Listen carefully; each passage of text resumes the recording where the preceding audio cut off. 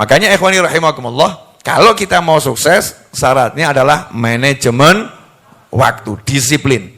Yang mau jualan, itu kalau mau sukses loh ya, saya kan belum jualan bener. Karena belum sempat jual udah habis. Kenapa? Dibagi. Belum sempat jual udah habis dibagi. Nah, kalau mau sukses, itu jam bukanya toko sama jam tutupnya yang sama.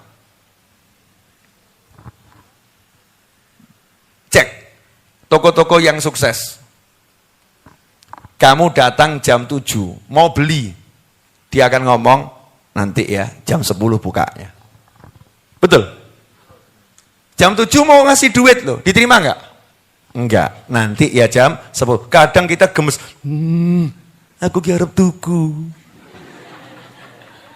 Iya kan? Ditolak. Nanti, Pak, Mas, Bu, Mbak, jam 10. Enggak akan dilayani. Karena itu ada sesuatu memang dalam disiplin waktu.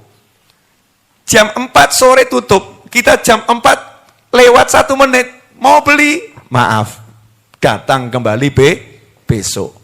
Sebel atau enggak sebel? Sebel. Saya ini mau bayar, ya mohon maaf, toko sudah tutup.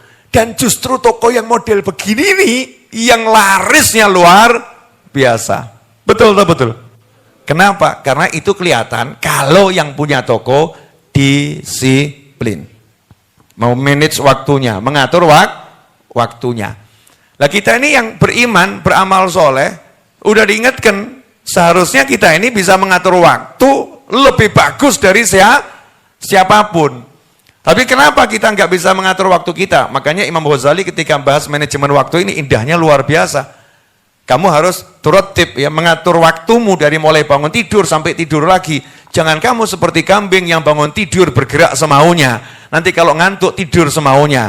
Kalau lapar makan semaunya. Kalau birahi rekam semaunya. Naudzubillah min dzalik. Jangan jadi seperti kambing. Semua ada waktunya. Itu yang diajarkan oleh Rasul Muhammad SAW. Diwariskan kepada para sahabat, diwariskan kepada para tabi'in, para aulia wassolihin, para ulama sampai sekarang. Dari mulai Jumat sampai Ahad pagi, ya, majelis ini udah mengajarkan cara mengatur waktu, nggak pakai kata-kata, tapi pakai praktek. Ringan atau berat? Ringan toh? Nggak berat ya. Nah, nanti kalau udah pulang, kok jadi hilang semua itu ya rasanya? Kok beda ya di rumah ya? Kenapa? Karena kita nggak terapkan ini, seharusnya terapkan di rumah pagi, baca wiridnya, terus coba ngobrol sama orang tua, asyik nanti itu. Tapi taklimnya hilang, nggak hilang, bisa taklim lewat YouTube, atur waktunya, bisa baca kitab. Tapi saya pengen makan berjamaah, ya ajak saja kucingmu berjamaah, gitu aja kok repot.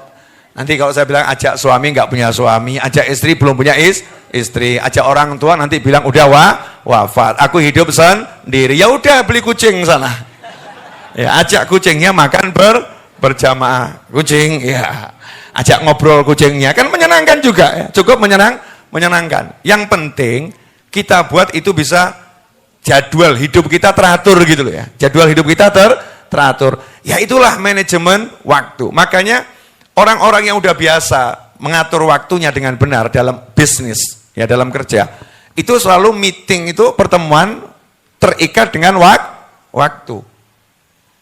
Terlambat 1 menit, mereka akan mengatakan kamu terlambat 1 menit.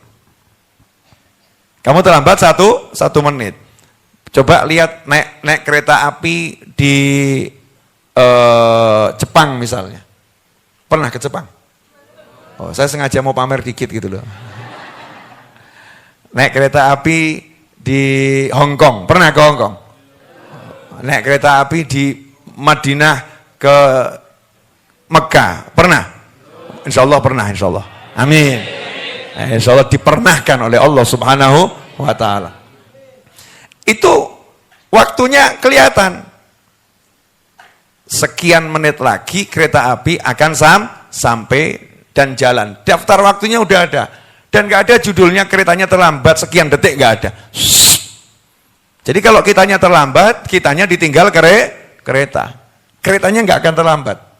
Kecuali kalau diterlambatkan sama Allah Ta'ala. Ada kecelakaan dan lain sebagainya. Na'udzubillah min dzalik. Tapi by sistem kereta itu disiplin waktu. Sehingga keretanya dihargai sama manusia. Aku harus hargai dia. Aku harus tepat waktu. Kalau tidak nanti aku ditinggal. Kalau tidak aku nih. Itu contoh dari kereta. Maka kalau hidup kita ini disiplin waktu, ya kita akan dihargai oleh jagat raya ini.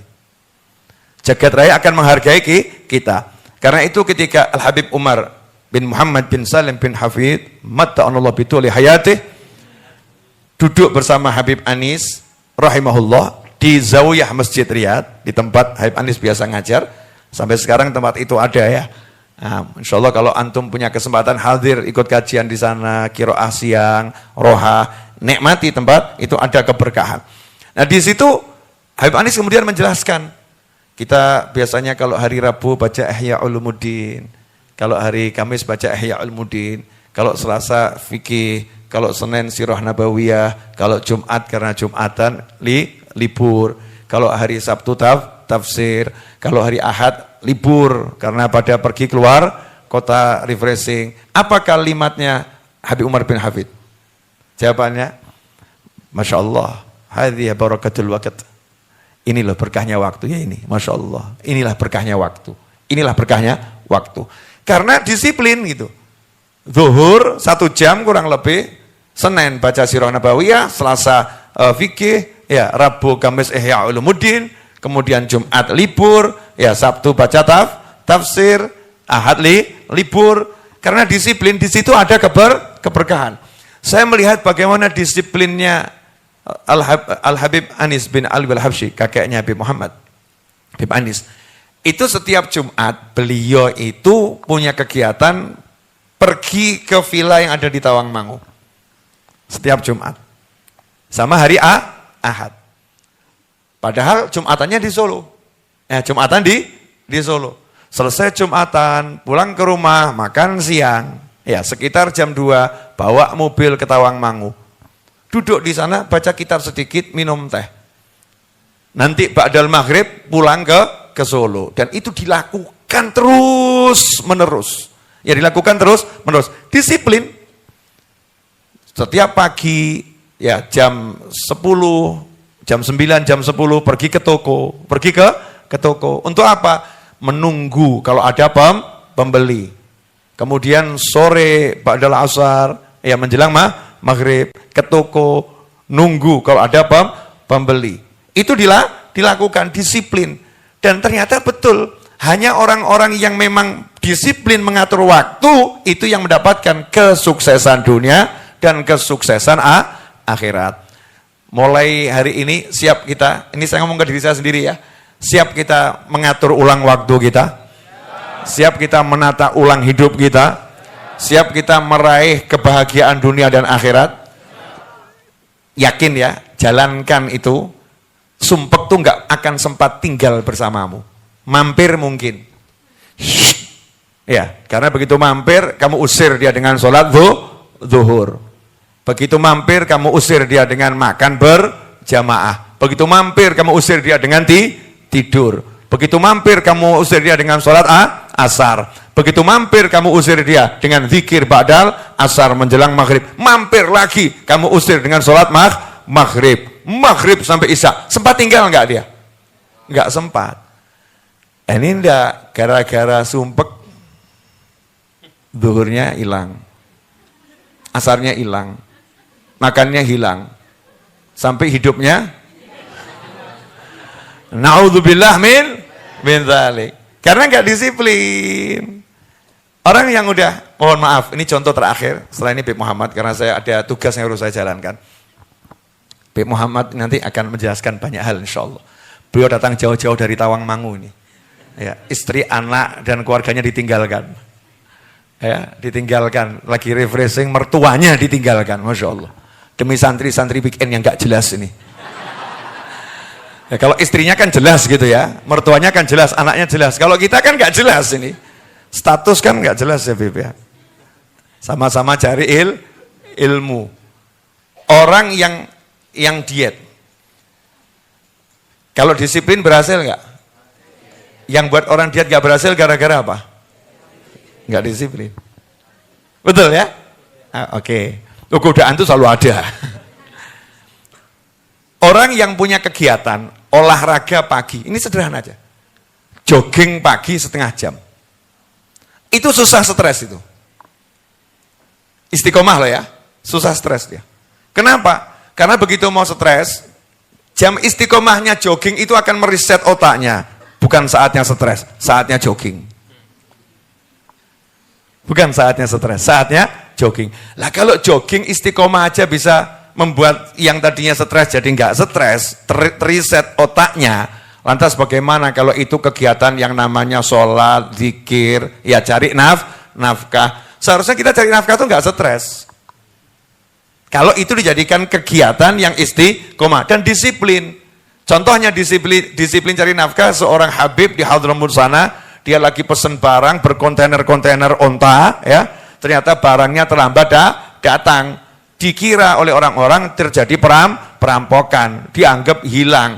Maghrib sampai Isya istiqomah ngaji di masjid, sholat di masjid. Ba'dal maghrib anaknya masuk masjid, lihat ayahnya lagi baca Al-Quran, disamperin, dibisikin, ayah alhamdulillah itu barangnya nggak hilang, ternyata paketnya terlambat. Apa jawaban ayahnya? Inna lillahi wa inna ilaihi roji'un. Ini waktuku zikir, waktuku baca Al-Quran, waktuku berdoa, maghrib sampai Isya. Kamu bawa urusan dunia ke rumahnya Allah Subhanahu wa ta'ala. Keluar kamu, 1 tahun kamu gak boleh ketemu saya. Kamu saya pindahkan di pondok pesantren sana yang ada di luar kota. Dan seluruh harta saya yang sampai tadi sodakoh lillahi ta'ala. Sanggup niru? Disiplinnya sampai segitu. Ya kita gak usah gitu-gitu amat gitu ya. Itu amat begitu gitu ya. Namanya juga wali tingkat tinggi. Kalau kita ya wali ya udah. Tingkat kamar gitu aja ya. Tingkat rumah sudah terlampau berat ya mungkin ya. Banyak persaingannya, tingkat kamar enggak ada saingannya kan. Wali untuk diri sendiri. Wali murid belum punya anak juga. Nikah belum begitu ya. Bagaimana bisa jadi wali murid? Wali nikah apa lagi?